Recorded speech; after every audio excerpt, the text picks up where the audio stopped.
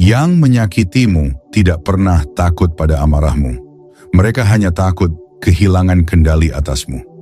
Dengarkan ini baik-baik. Orang yang meremehkanmu, yang menyelipkan namamu dalam bisik-bisik, yang tersenyum tipis saat kamu dijadikan bahan pembicaraan, mereka sebenarnya tidak menikmati penderitaanmu. Mereka menikmati responsmu. Mereka merasa aman saat kamu tersinggung. Mereka merasa unggul saat kamu tergesa menjelaskan diri. Mereka merasa punya posisi selama kamu masih terusik. Selama emosimu bisa disentuh, selama harga dirimu mudah dipancing, selama pikiranmu masih sibuk mengulang ucapan mereka di malam hari, disitulah mereka merasa berkuasa. Bukan karena mereka lebih kuat, melainkan karena ada tali tak terlihat yang masih terikat di batinmu. Hari ini, itu berubah. Bukan dengan serangan, bukan dengan pembalasan yang meledak-ledak, tapi dengan sesuatu yang lebih sunyi dan lebih mengganggu.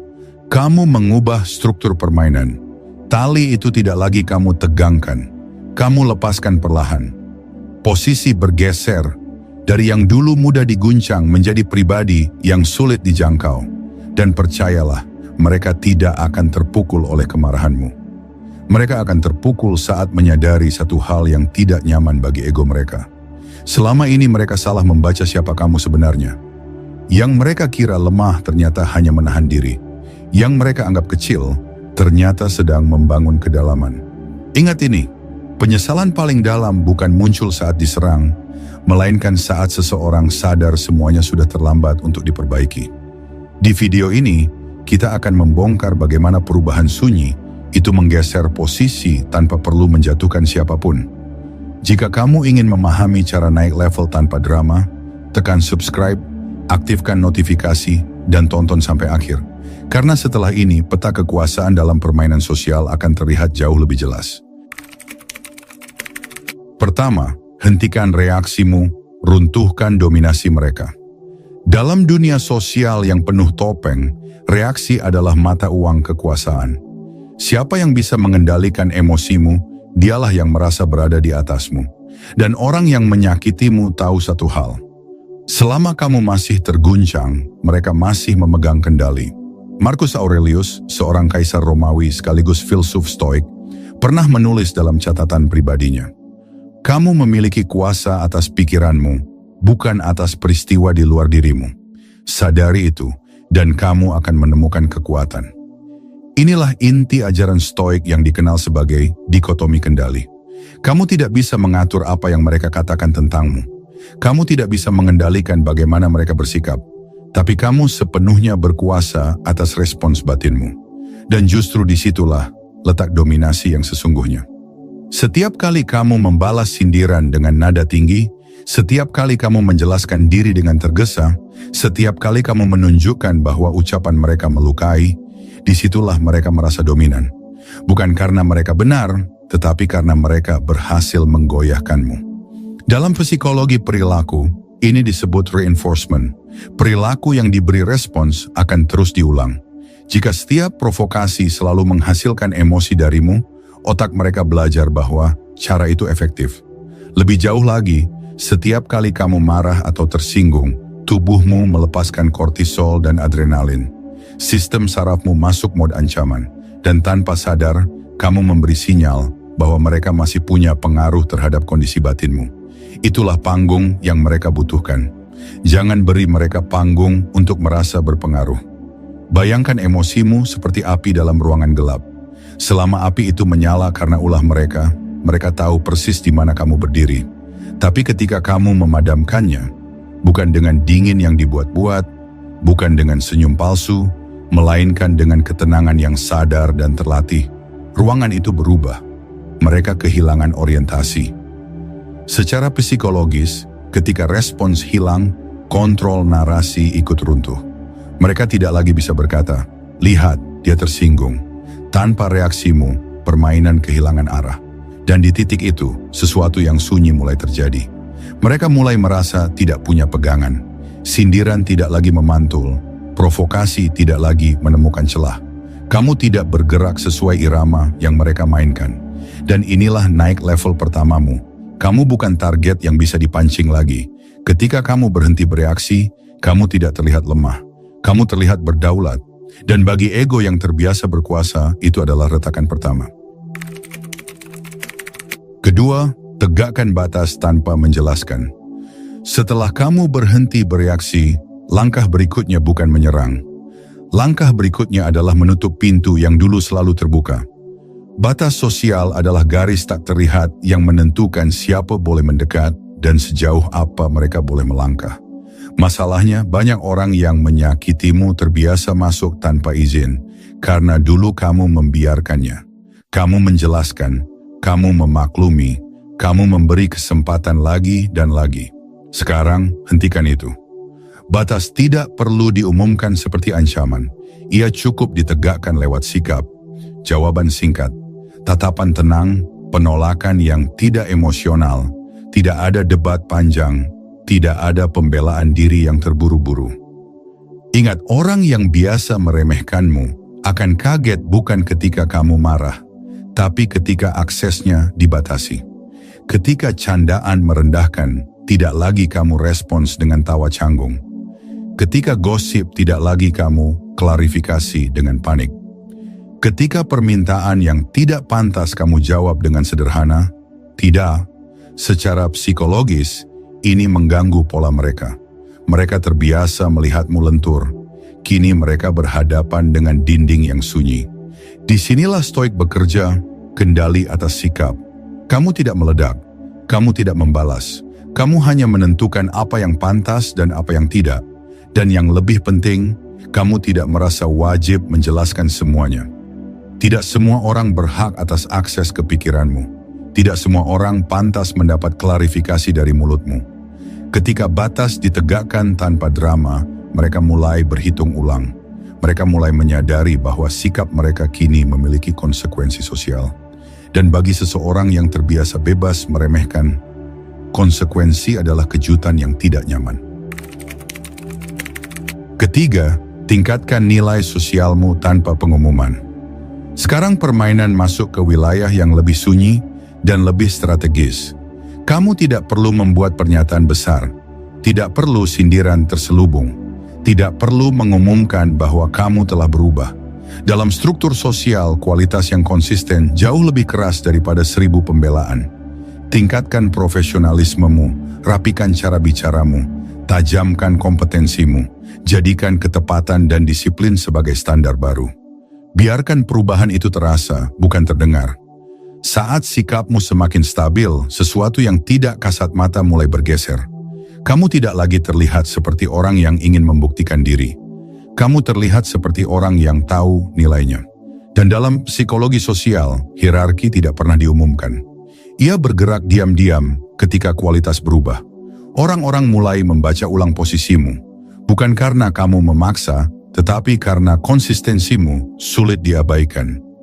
Di titik ini, mereka yang dulu meremehkan mulai merasakan gangguan kecil di dalam dirinya.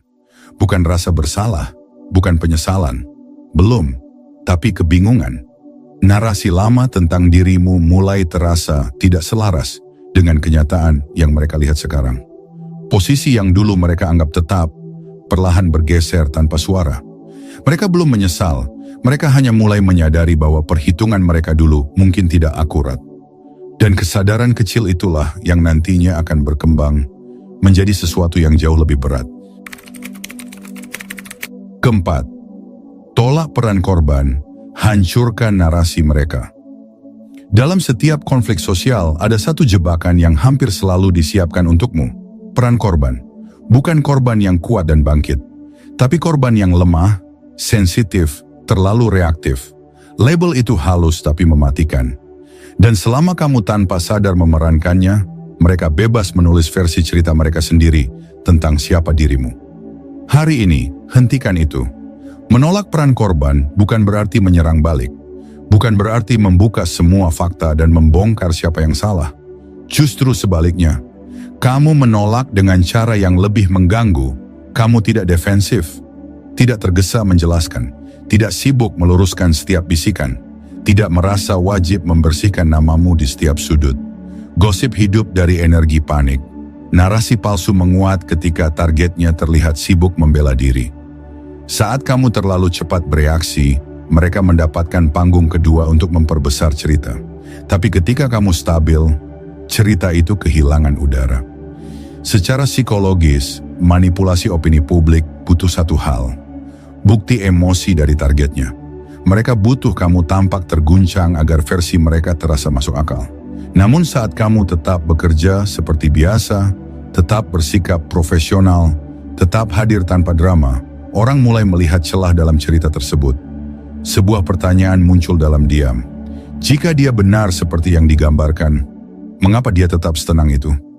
Disitulah narasi mereka mulai retak dari dalam. Bukan karena kamu membungkam mereka, tapi karena kamu menolak menjadi karakter lemah dalam cerita yang mereka ciptakan. Dan itu adalah pukulan pertama bagi ego yang terbiasa mengatur persepsi. Kelima, bersikap tenang di depan umum, biarkan reputasimu berbicara. Di medan sosial yang benar-benar berbahaya bukan orang yang paling keras bersuara, melainkan yang paling stabil ketika banyak mata memandang. Reputasi tidak dibentuk oleh satu pembelaan emosional. Ia terbentuk dari pola, dari konsistensi, dari bagaimana kamu berdiri di ruang publik ketika tekanan datang. Dalam psikologi sosial, persepsi orang jauh lebih dipengaruhi oleh konsistensi perilaku daripada satu klarifikasi emosional. Orang percaya pada pola, bukan pada pembelaan, maka bersikaplah tenang, bukan dingin yang dibuat-buat, bukan senyum sinis yang menyimpan amarah, tapi tenang yang lahir dari kendali diri.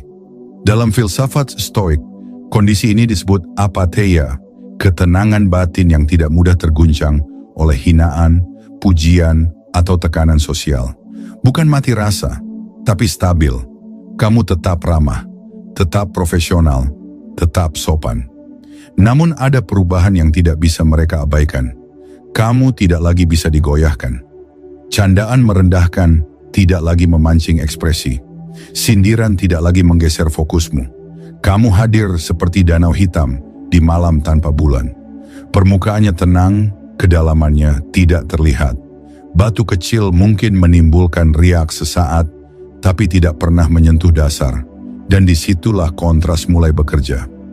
Jika mereka terus menyerang sementara kamu tetap stabil, siapa yang terlihat rapuh? Siapa yang terlihat kehilangan kendali?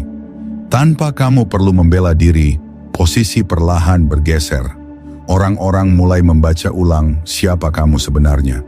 Dan di dalam diri mereka, bukan benih lembut yang tumbuh, melainkan kesadaran yang dingin. Sebuah pengakuan sunyi yang tidak bisa mereka ucapkan keras-keras. Seharusnya dulu tidak begitu. Inilah awal penyesalan diam-diam, bukan penyesalan yang diumumkan, bukan permintaan maaf terbuka, tapi tekanan halus dalam ego mereka saat menyadari reputasimu kini berdiri lebih tinggi dari opini yang pernah mereka sebarkan. Keenam, cabut akses emosional mereka secara permanen. Jika di awal kamu belajar berhenti bereaksi, di tahap ini kamu belajar berhenti terikat. Ini bukan lagi soal sindiran, bukan lagi soal provokasi, ini soal jejak mereka di dalam batinmu. Bisa jadi selama ini mereka tidak lagi menyerangmu secara langsung, tapi masih hidup di kepalamu. Dalam percakapan batin sebelum tidur, dalam keinginan kecil untuk suatu hari membuktikan sesuatu, dalam harapan samar agar mereka sadar telah salah menilai. Selama keterikatan itu masih ada, hubungan itu belum selesai. Secara neurologis, setiap kali kamu memikirkan seseorang dengan muatan emosi, otak memperkuat jalur saraf yang berkaitan dengannya. Inilah prinsip neuroplasticity. Jalur yang sering dilewati akan semakin kuat, jalur yang ditinggalkan akan melemah. Artinya sederhana tapi brutal. Selama kamu terus memutar ulang cerita tentang mereka, kamu sedang menjaga sisa dominasi itu tetap hidup. Disinilah perbedaan level terjadi. Kali ini kamu tidak sedang mengalahkan mereka, kamu sedang membebaskan dirimu. Dalam stoikisme, ini selaras dengan amor fati. Mencintai takdir bukan berarti menyukai luka yang pernah terjadi, tetapi berhenti menolak kenyataan bahwa itu bagian dari perjalananmu. Kamu tidak lagi melawan masa lalu, kamu mengintegrasikannya. Dan ketika penerimaan itu matang, sesuatu yang jauh lebih besar terjadi. Nama mereka tidak lagi memicu apapun, tidak ada dorongan membuktikan, Tidak ada kebutuhan membalas. Tidak ada sisa pertarungan di dalam kepala. Dopamin yang dulu muncul karena drama sosial berhenti dipicu. Sistem emosimu kembali netral. Bukan dingin, bukan pahit, netral. Mereka tidak dihapus dengan amarah. Mereka hanya tidak lagi memiliki tempat. Dan bagi seseorang yang dulu merasa berada di atasmu, kehilangan keterikatanmu jauh lebih menyakitkan daripada kehilangan argumen. Itu bukan sekadar kehilangan pengaruh, itu kehilangan keberartian. Inilah fase pembebasan. Dan ketika seseorang menjadi tidak relevan dalam hidupmu, ia tidak lagi bisa menjatuhkanmu. Ketujuh, naik level hingga mereka sadar salah menilai. Inilah puncaknya. Ini bukan tentang balas dendam. Ini tentang pergeseran level yang begitu sunyi, hingga ketika mereka menyadarinya, jaraknya sudah terlalu jauh untuk dikejar. Kamu stabil, bukan karena tidak pernah disakiti, tetapi karena sudah melewati fase ingin membuktikan diri. Langkahmu tidak lagi goyah oleh bisikan, sikapmu tidak lagi retak oleh sindiran. Kamu dihargai bukan karena kamu menuntutnya, melainkan karena kualitasmu memaksa orang untuk mengakui keberadaanmu. Kamu tidak terlihat lebih keras, kamu terlihat lebih utuh. Dan yang paling mengganggu bagi mereka adalah satu hal sederhana. Kamu tidak lagi merespons. Ucapan mereka memantul tanpa gema. Tatapan meremehkan tidak lagi menemukan celah. Kamu berdiri seperti pilar batu di reruntuhan lama.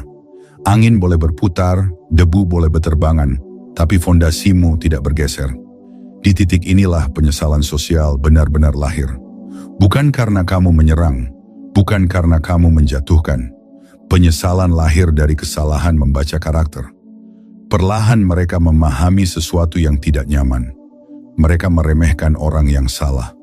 Mereka bersikap buruk kepada seseorang yang ternyata memiliki nilai jauh lebih tinggi dari yang mereka kira. Mereka menilai dari permukaan, sementara kamu membangun kedalaman. Dan kini ada satu kenyataan yang tidak bisa mereka ubah. Kamu tidak lagi membutuhkan mereka. Bukan sekadar tidak peduli, tetapi benar-benar tidak bergantung, tidak menunggu pengakuan, tidak mencari validasi, tidak memberi posisi penting bagi mereka dalam hidupmu. Yang paling menyakitkan bagi ego bukan kehilangan musuh, melainkan kehilangan akses pada seseorang yang kini bernilai tinggi.